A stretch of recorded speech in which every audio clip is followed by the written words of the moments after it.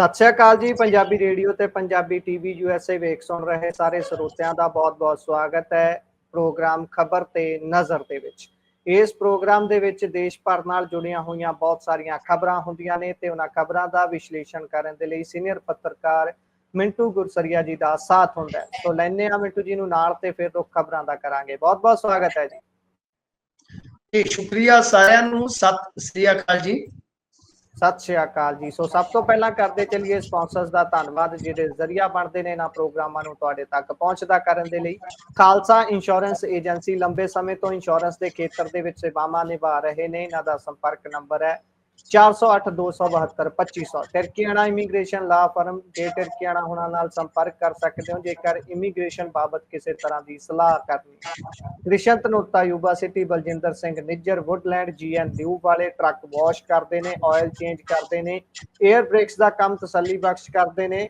ਇਹਨਾਂ ਦੀ location Santa ਨੇਲਾ ਦੇ ਵਿੱਚ ਹੈ ਤੇ ਨਵੇਂ ਪੁਰਾਣੇ ਟਾਇਰ ਵੀ ਤੁਸੀਂ ਇਹਨਾਂ ਤੋਂ ਖਰੀਦ ਸਕਦੇ ਹੋ। ਨਿੰਮਾ ਸਹੂਲਤਾਂ ਉਹਨਾਂ ਦਾ ਨੰਬਰ ਤੁਹਾਡੇ ਨਾਲ ਸਾਂਝਾ ਕਰ ਲੈਂਦੇ ਆ। ਨੰਬਰ ਹੈ 209-277-0113। Jaswinder Singh Nagra Roseville, Avtar Singh Sangha Yuba City, Baldev Singh Kang Yuba City. ਬਹੁਤ-ਬਹੁਤ ਧੰਨਵਾਦ ਹੈ ਇਹਨਾਂ ਸਪਾਂਸਰਸ ਦਾ। ਤੋਂ ਹੁਣ ਖਬਰਾਂ ਦਾ ਰੁਖ ਕਰਦੇ ਹਾਂ। ਸੋ ਮਿੰਟੂ ਜੀ, ਸਭ ਤੋਂ ਪਹਿਲਾਂ ਤਾਂ ਚਾਨਣਾ ਪਾਇਓ, ਕੱਲ ਮੁੱਖ ਮੰਤਰੀ ਸਾਹਿਬ ਨੇ ਆਪਣੇ ਸੋਸ਼ਲ ਮੀਡੀਆ ਅਕਾਊਂਟ ਤੇ ਇੱਕ ਵੀਡੀਓ ਪਾਈ ਸੀ ਲਾਲ ਕੰਧ ਦੇ ਅੱਗੇ ਖੜ ਕੇ।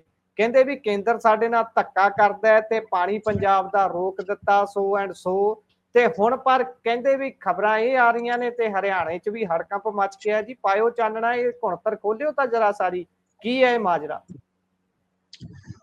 ਬਿਲਕੁਲ, ਜੇ ਆਪਾਂ ਦੇਖੀਏ ਤਾਂ ਮੁੱਖ ਮੰਤਰੀ ਸਾਹਿਬ ਨੇ ਯਾਨੀ ਮਾਨ ਸਾਹਿਬ ਨੇ ਇੱਕ ਪੱਤਰ ਵੀ ਲਿਖ ਦਿੱਤਾ ਸੈਣੀ ਸਾਹਿਬ ਨੂੰ, ਹਰਿਆਣੇ ਦੇ ਚੀਫ ਮਿਨਿਸਟਰ ਨੂੰ, ਕਿਹਾ ਕਿ ਹਰਿਆਣੇ ਨੂੰ ਦੇਣ ਵਾਸਤੇ ਸਾਡੇ ਕੋਲ ਫालतू ਪਾਣੀ ਹੈ ਨਹੀਂ ਤੇ ਆਪਦੇ ਲੋਕਾਂ ਦੇ ਨਾਲ ਮੈਂ ਅਨਿਆਂ ਨਹੀਂ ਹੋਣ ਦੇਣਾ। ਇਸ ਤੋਂ ਇਲਾਵਾ ਉਧਰ ਜਿਹੜੇ ਅਬੇ ਚੌਟਾਲਾ ਹੋ ਰਹੀ, ਉਹਨਾਂ ਨੇ ਆਖਿਆ ਕਿ ਜੇ ਪਾਣੀ ਇਹਨਾਂ ਨੇ ਨਾ ਦਿੱਤਾ ਤੇ ਫਿਰ ਹੋ ਸਕਦਾ ਅਸੀਂ ਆਉਣ ਵਾਲੇ ਦਿਨਾਂ ਦੇ ਵਿੱਚ ਪੰਜਾਬ ਵਾਸਤੇ ਹਰਿਆਣੇ ਚੋਂ ਗੁਜ਼ਰਦੇ ਰਾਹ ਹੀ ਬੰਦ ਕਰ ਦਈਏ। ਤਾਂ ਮਤਲਬ ਕਿ ਇੱਕ ਤਰ੍ਹਾਂ ਨਾਲ ਕਹਿ ਲਓ ਕਿ ਇਹ ਸਿਆਸੀ ਹੜਕੰਪੀ ਨਹੀਂ। ਜੇ ਤੁਸੀਂ ਵੇਖੋਗੇ ਹਰਿਆਣੇ ਦੇ ਕੁਝ ਸ਼ਹਿਰਾਂ ਦੇ ਵਿੱਚ ਬਹੁਤ ਅਸਰ ਵੀ ਪੈਣਾ ਸਟਾਰਟ ਹੋ ਗਿਆ। ਮਸਲਨ ਕਈ ਥਾਵਾਂ ਤੇ ਜਿਹੜਾ ਟੈਂਕਰ 400 ਦਾ ਸੀ ਉਹ 800 ਦਾ 1200 ਦਾ ਹੋ ਗਿਆ। ਅਤੇ ਇਸ ਤੋਂ ਇਲਾਵਾ ਕਈ ਥਾਵਾਂ ਤੇ ਜਿਹੜੇ ਕਾਰ ਵਾਸ਼ ਸੈਂਟਰ ਹੁੰਦੇ ਨੇ, ਕਾਰ ਧੋਣ ਵਾਲੇ, ਉਹਨਾਂ ਤੇ ਵੀ ਪਾਬੰਦੀ ਲਾਉਣ ਦਾ ਜਿਹੜਾ ਉਹ ਸੋਚਿਆ ਜਾ ਰਿਹਾ। ਇੱਧਰ ਮਨੋਹਰ ਲਾਲ ਖੱਟਰ ਬੋਲੇ, ਉਹਨੇ ਕਿਹਾ ਪੰਜਾਬ ਸਰਕਾਰ ਰਾਜ ਧਰਮ ਨਹੀਂ ਨਿਭਾ ਰਹੀ। ਪਾਣੀ ਸੰਬੰਧੀ ਪੰਜਾਬ ਸਰਕਾਰ ਦੀ ਕਾਰਵਾਈ ਜਿਹੜੀ ਆ ਵਾਜਬ ਨਹੀਂ ਹੈ। BBMB ਤੇ ਕਿਸੇ ਵੀ ਤਰ੍ਹਾਂ ਦਾ ਅਸੀਂ ਦਬਾਅ ਨਹੀਂ ਆਉਣ ਦਿਆਂਗੇ। ਮਤਲਬ ਕਿ ਤੁਸੀਂ ਦੇਖ ਸਕਦੇ ਹੋ ਕਿ ਸਾਰੇ ਪਾਸਿਓਂ ਹਲੇ ਬੋਲੇ ਜਾ ਰਿਹਾ। ਸੈਣੀ ਸਾਹਿਬ ਕਹਿ ਰਹੇ, ਕਹਿੰਦੇ ਕਿ ਭਗਵੰਤ ਮਾਨ ਕਹਿ ਰਹੇ ਕਿ ਹਰਿਆਣਾ ਆਪਣੇ ਹਿੱਸੇ ਦਾ ਪਾਣੀ ਜਿਹੜਾ ਹੈ ਉਹ ਮਾਰਚ ਦੇ ਵਿੱਚ ਹੀ ਇਸਤੇਮਾਲ ਕਰ ਚੁੱਕਾ। ਉਹ ਕਹਿੰਦੇ ਕਿ ਪਿਛਲੇ ਇੱਕ ਹਫ਼ਤੇ ਤੋਂ ਹਰਿਆਣੇ ਨੂੰ ਕੇਵਲ ਤੇ ਕੇਵਲ 4000 ਕਿਊਸੈਕ ਹੀ ਪਾਣੀ ਮਿਲਿਆ, ਜੋ ਕੁੱਲ ਮੰਗ ਦਾ ਲਗਭਗ 60% ਹੈ। ਤਾਂ ਮਤਲਬ ਕਿ ਬਹੁਤ ਵੱਡੇ ਬਿਆਨ ਆ ਰਹੇ ਆ, ਬਹੁਤ ਵੱਡੀਆਂ ਖਬਰਾਂ ਆ ਰਹੀਆਂ ਨੇ। ਮਤਲਬ ਕਿ ਕਈ ਥਾਵਾਂ ਤੇ ਦੱਸਦੇ ਆ ਕਿ ਕੰਸਟਰਕਸ਼ਨ, ਸਿੰਜਾਈ ਤੱਕ ਵੀ ਜਿਹੜੀ ਹੈ ਨਾ ਰੋਕ ਲਾ ਦਿੱਤੀ ਗਈ ਆ, ਕਿਉਂਕਿ ਇਹਦਾ ਅਸਰ ਜਿਹੜਾ ਹੈ ਹੁਣ ਦਿੱਲੀ 'ਚ ਦਿਲਦਾਰ ਨਹੀਂ ਬੈਠੇ, ਤੁਹਾਨੂੰ ਪਤਾ ਹੀ ਆ। ਦਿੱਲੀ ਹੈ ਦਿਲ ਵਾਲੋਂ ਕੀ। ਤਾਂ ਗੱਲ ਇਹ ਆ ਕਿ ਦਿੱਲੀ 'ਚ ਸਰਕਾਰ ਹੁਣ ਭਾਜਪਾ ਦੀ, ਹਰਿਆਣੇ 'ਚ ਸਰਕਾਰ ਹੁਣ ਭਾਜਪਾ ਦੀ, ਢਿਵਰੀ ਟਾਈਟ ਆ। ਗੱਲ ਆਲ ਰਾਈਟ ਹੈ, ਢਿਵਰੀ ਟਾਈਟ ਆ। ਤੇ ਹੁਣ ਕਿਉਂਕਿ ਦਿੱਲੀ ਤੱਕ ਵੀ ਅਸਰ ਪੈਂਦਾ ਨਾ ਇਹਦਾ। ਹੁਣ ਤੁਹਾਨੂੰ ਮੈਂ ਸਮਝਾਉਣਾ ਤਕਨੀਕੀ ਪੱਖ ਇਹਦਾ। ਤੁਸੀਂ ਪੁੱਛਿਆ ਕਿ ਕੁੰਤਰ ਕੀ ਆ, ਕੁੰਡੀ ਕੀ ਆ। ਤੁਹਾਨੂੰ ਇਹ ਕੁੱਤੀ ਕਪਾਹ ਚੋਂ ਕੱਢ ਕੇ ਆਪਾਂ ਦਿਖਾ ਦੇਣੀ ਆ ਕਿ ਅਸਲ ਦੇ ਵਿੱਚ ਤਕਨੀਕੀ ਤੌਰ ਤੇ ਪੱਖ ਕੀ ਹੈ ਤੇ ਸਿਆਸੀ ਤੌਰ ਤੇ ਪੱਖ ਕੀ ਆ। ਲਓ, ਪਹਿਲਾਂ ਤੇ ਪੇਸ਼ੇ ਖਿਦਮਤ ਆ ਕਿ ਤਕਨੀਕੀ ਪੱਖ ਕੀ ਆ। ਦੇਖੋ, ਤਕਨੀਕੀ ਪੱਖ ਇਸ ਮਾਮਲੇ ਦਾ ਇਹ ਆ ਕਿ ਭਾਖੜਾ ਰਾਹੀਂ ਪਾਣੀ ਜਾਂਦਾ ਹੈ ਜੀ। ਕਿਹਨੂੰ ਜਾਂਦਾ? ਉਹ ਪਾਣੀ ਹਰਿਆਣੇ ਨੂੰ ਵੀ ਜਾਂਦਾ, ਦਿੱਲੀ ਨੂੰ ਵੀ ਜਾਂਦਾ, ਰਾਜਸਥਾਨ ਨੂੰ ਵੀ ਜਾਂਦਾ ਤੇ ਪੰਜਾਬ ਨੂੰ ਵੀ ਜਾਂਦਾ। ਮਤਲਬ ਕਿ ਕੁਝ ਹਿੱਸਾ ਚਲੇ ਜਾਂਦਾ ਪਰ ਦਿੱਲੀ ਨੂੰ, ਕੁਝ ਹਿੱਸਾ ਆਪਣੇ ਇੱਧਰ ਜਿਵੇਂ ਹਰਿਆਣੇ ਦੇ ਬਾਰਡਰ ਤੇ ਜਿਹੜੇ ਪਿੰਡ ਲੱਗਦੇ ਆ ਇਹਨਾਂ ਨੂੰ ਆ ਜਾਂਦਾ, ਕੁਝ ਹਿੱਸਾ ਰਾਜਸਥਾਨ ਨੂੰ ਚਲੇ ਜਾਂਦਾ ਤੇ ਵੱਡਾ ਹਿੱਸਾ ਜਿਹੜਾ ਹਰਿਆਣਾ ਜਿਹੜਾ ਉਹ ਇਸਤੇਮਾਲ ਕਰਦਾ ਹੈ। ਹੁਣ ਤੁਹਾਨੂੰ ਇੱਕ ਤਕਨੀਕੀ ਪਹਿਲੂ ਦੱਸਦਾ ਇਸ ਕਹਾਣੀ ਦਾ। ਕਹਾਣੀ ਦਾ ਤਕਨੀਕੀ ਪਹਿਲੂ ਇਹ ਆ ਕਿ ਜਿਵੇਂ ਆਪਣਾ ਸਾਲ ਸ਼ੁਰੂ ਹੁੰਦਾ 1 ਜਨਵਰੀ ਤੋਂ, ਦੇਸੀ ਵਰ੍ਹਾ ਸ਼ੁਰੂ ਹੁੰਦਾ ਸ਼ਾਇਦ 1 ਚੇਤ ਤੋਂ, ਤੇ ਫਾਈਨੈਂਸ਼ੀਅਲ ਈਅਰ ਜਿਹੜਾ ਹੈ ਉਹ ਸ਼ੁਰੂ ਹੁੰਦਾ 1 ਅਪ੍ਰੈਲ ਤੋਂ। ਪਰ ਜਿਹੜਾ BBMB ਦਾ ਪਾਣੀ ਦਾ ਸਾਈਕਲ ਹੈ, ਉਹ ਸਾਈਕਲ ਕੀ ਹੁੰਦਾ ਉਹ ਵੀ ਤੁਹਾਨੂੰ ਦੱਸ ਦੇਣਾ। ਪਾਣੀ ਦਾ ਜਿਹੜਾ ਸਾਈਕਲ ਹੈ ਉਹ ਸ਼ੁਰੂਆਤ ਉਹਦੀ ਹੁੰਦੀ ਆ 21 ਮਈ ਤੋਂ। यानी 1 साल का BBMB ने एक कोटा फिक्स कर दिता कि पंजाब नूं कितना जाना है ਤੇ ਹਰਿਆਣੇ ਨੂੰ ਕਿੰਨਾ ਜਾਣਾ। ਐਤਕੀ ਹਰਿਆਣੇ ਨੂੰ 24-25 ਵਾਸਤੇ ਦਿੱਤਾ ਸੀਗਾ ਇਹਨਾਂ ਨੇ 2.987 MAF ਮਿਲੀਅਨ ਏਕੜ ਫੀਟ ਪਾਣੀ। ਠੀਕ ਹੈ ਜੀ, ਸਟੇਕ ਹੋਲਡਰ ਹੋ ਗਿਆ ਉਹਦੇ ਵਿੱਚ ਸਾਰੇ ਜਿਵੇਂ ਮੈਂ ਤੁਹਾਨੂੰ ਗਿਣਾ ਦਿੱਤੇ ਆ। ਤਾਂ ਮਤਲਬ ਕਿ 9000 ਕਿਊਸਿਕ ਪਾਣੀ ਜਾਣਾ ਸੀਗਾ ਤਾਂ ਫਿਰ ਕੁੱਲ ਮਿਲਾ ਕੇ ਉਹ ਜਿਹੜਾ MAF ਬਣਦਾ ਉਹ ਬਣ ਗਿਆ 2.987। ਤਾਂ ਇਹ ਜਿਹੜਾ ਪਾਣੀ ਜਾਣਾ ਸੀਗਾ ਸਾਹਿਬ, ਇਹ ਜਾਣਾ ਸੀ ਜਿਵੇਂ ਮੈਂ ਤੁਹਾਨੂੰ ਦੱਸਿਆ ਕਿ 21 ਮਈ ਤੋਂ ਜਦੋਂ ਸ਼ੁਰੂ ਹੋਇਆ ਇਹ 20 ਮਈ ਤੱਕ ਪਾਣੀ ਦਾ ਸਾਈਕਲ, ਮਤਲਬ ਕਿ BBMB ਦਾ ਜਿਹੜਾ ਸਾਈਕਲ ਚੱਲਦਾ ਹੈ ਉਹ 21 ਮਈ ਤੋਂ ਸਟਾਰਟ ਹੋਏਗਾ 20 ਮਈ ਤੱਕ। ਤਾਂ ਯਾਨੀ ਜਿਹੜਾ ਪਾਣੀ ਦਾ ਕੋਟਾ ਫਿਕਸ ਕੀਤਾ ਗਿਆ ਸੀਗਾ ਉਹਨੂੰ ਤੁਸੀਂ ਇਦਾਂ ਲੈ ਲਓ, ਚਾਹੇ MAF ਚ ਲੈ ਲਓ ਤੇ ਚਾਹੇ 9000 ਕਿਊਸਿਕ ਪਾਣੀ ਪਰ ਡੇ ਉਹ ਲੈ ਲਓ। ठीक है जी, दोने ही मैं तुहाडी सुविधा अनुसार दस रहा कि चाहे तो वो जे तुसी देखोगे साल भर का वो MAF दे विच गिन लो ते नहीं तो तुसी क्यूसक दे विच गिन लो। ठीक है जी, तो हुण की है कि पंजाब कहंदा कि इन्हां ने अपने 103% कोटे की वरतों कर ली मार्च तक, यानी जो तय कोटा सी। हुण मैं तुहानूं दस भी देना, मेरे कोल आंकड़े सारे हुंदे आ जी, आंकड़ियां दी ते तुहानूं पता आपां जादूगरी करी दी आ।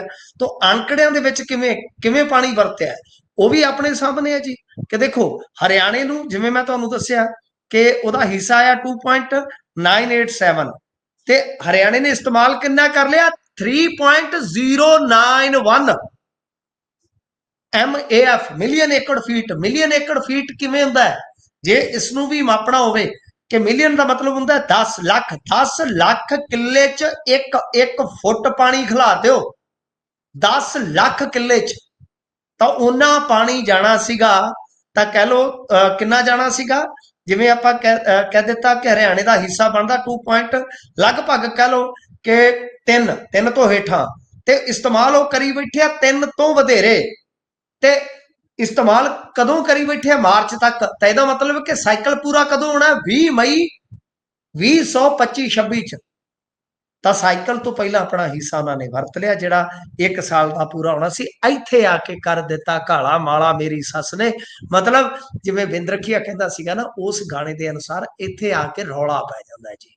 तो मतलब कि साडे मुख मंत्री का स्टैंड क्लीयर है, वाजिब है, जायज़ है, कोई खड़े ना खड़े मैं अपने मुख मंत्री के स्टैंड नाल खलोता है जी।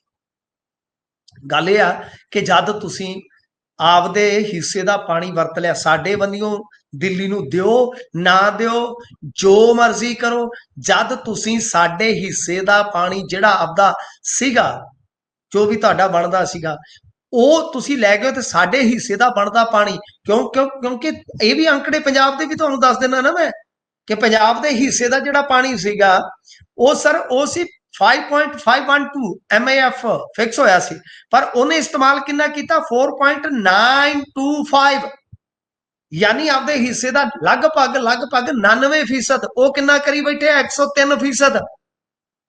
ते हाले भी वो कहते सानू दे दो जी, तो असी कित्थे जाइए बाबे दे बेर थले, साडे ते खेतां च पानी नहीं उपड़दा ते गां डैमां दा पानी पूरा नहीं हैगा।